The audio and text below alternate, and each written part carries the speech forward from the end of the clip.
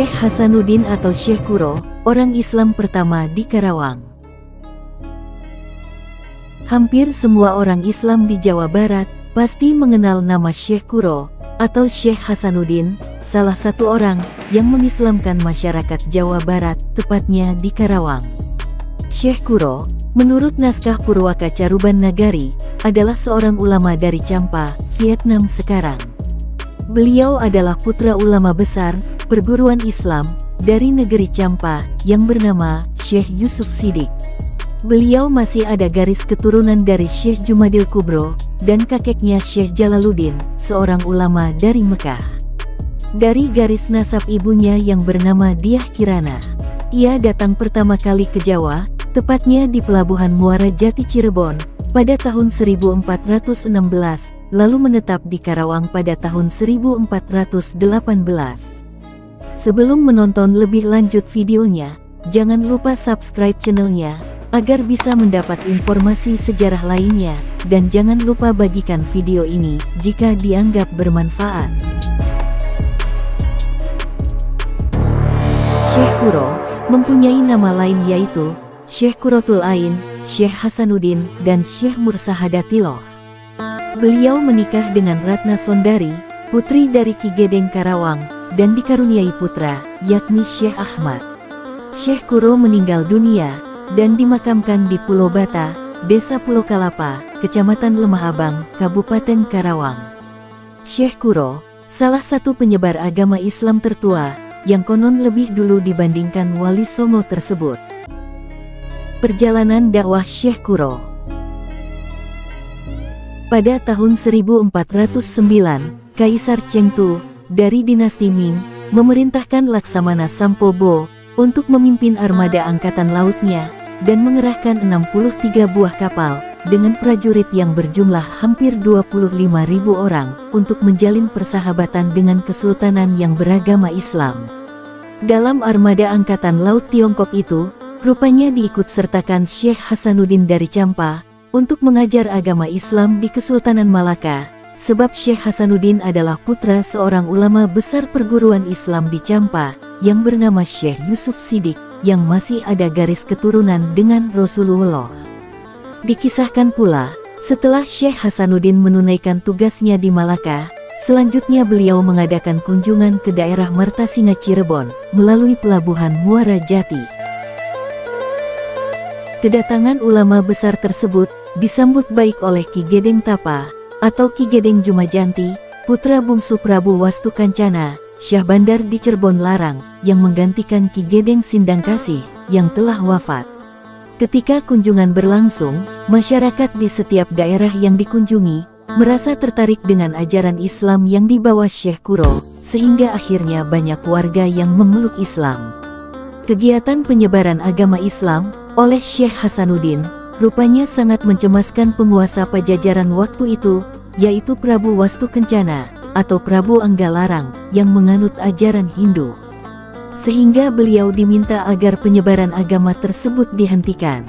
Ketika utusan Prabu Anggalarang sampai di Pelabuhan Cirebon, maka utusan itu langsung memerintahkan kepada Syekh Kuro untuk segera menghentikan dakwah dan penyebaran agama Islam di Pelabuhan Cirebon. Agar tidak terjadi pertumpahan darah, maka oleh Syekh Kuro, perintah yang dibawakan oleh utusan dari Raja Pajajaran, Prabu Anggalarang, itu disetujuinya, dan Syekh Kuro seraya berkata kepada utusan Raja Pajajaran Prabu Anggalarang, meskipun dakwah dan penyebaran ajaran agama Islam ini dilarang, kelak dari keturunan Raja Pajajaran akan ada yang menjadi waliullah, meneruskan perjuangan penyebaran ajaran agama Islam. Peristiwa ini sontak sangat disayangkan oleh Ki Gedeng Tapa dan para santri atau rakyat Cirebon, karena Ki Gedeng Tapa sangat ingin berguru kepada Syekh Kuro untuk memperdalam ajaran agama Islam.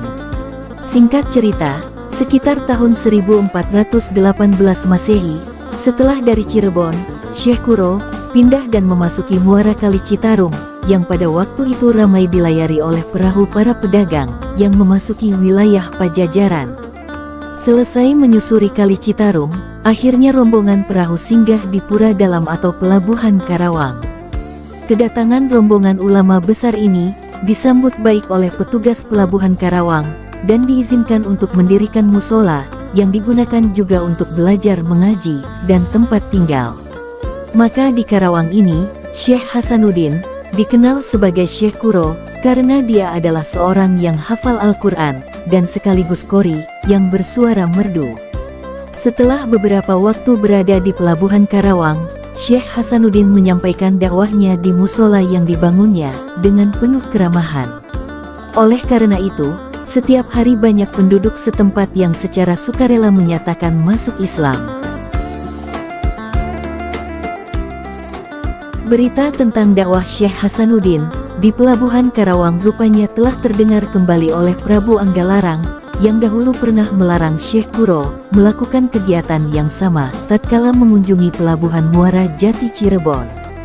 Sehingga ia segera mengirim utusan yang dipimpin oleh sang putra mahkota yang bernama Raden Pamanah Rasa untuk menutup pesantren Syekh Kuro.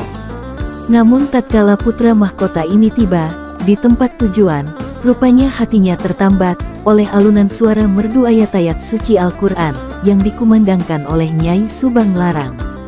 Putra mahkota yang setelah dilantik menjadi Raja Pajajaran, bergelar Sri Baduga Maharaja atau Prabu Siliwangi, mengurungkan niatnya untuk menutup pesantren Kuro dan tanpa ragu-ragu menyatakan isi hatinya untuk memperistri Nyai Subang Larang yang cantik itu dan halus budinya.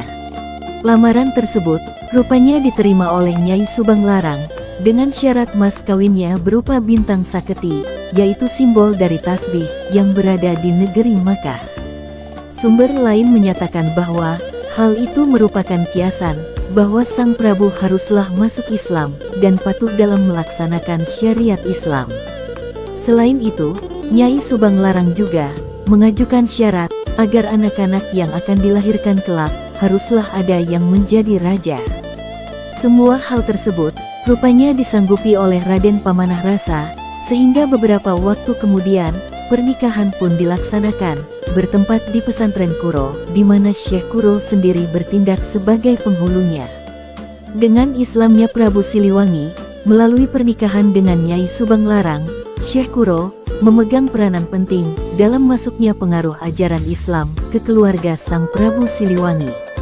Sebab para putra-putri yang dikandung oleh Nyai Subang Larang yang muslimah itu memancarkan sinar iman dan Islam bagi umat di sekitarnya.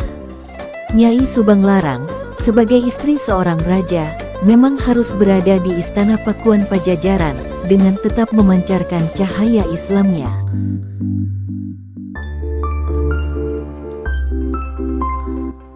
Keteladanan Syekh Kuro. Dalam menyampaikan ajaran Islam, Syekh Kuro melakukannya melalui pendekatan yang disebut dakwah bil hikmah, sebagaimana firman Allah dalam Al-Quran Surat An-Nahl, ayat 125, yang artinya, serulah ke jalan Tuhanmu, dengan hikmah, dan dengan pelajaran yang baik, dan bertukar pikiranlah, dengan mereka, dengan cara yang terbaik.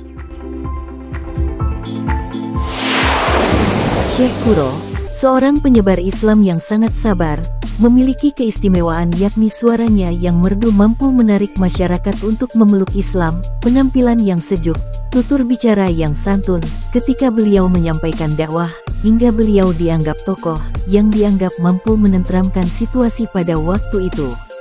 Perlahan tapi pasti, masyarakat kelas bawah mulai berbondong-bondong memeluk agama Islam, mengikuti ajaran Syekh Kuro yang dengan bijak dan santun menyampaikan misi dalam dakwahnya.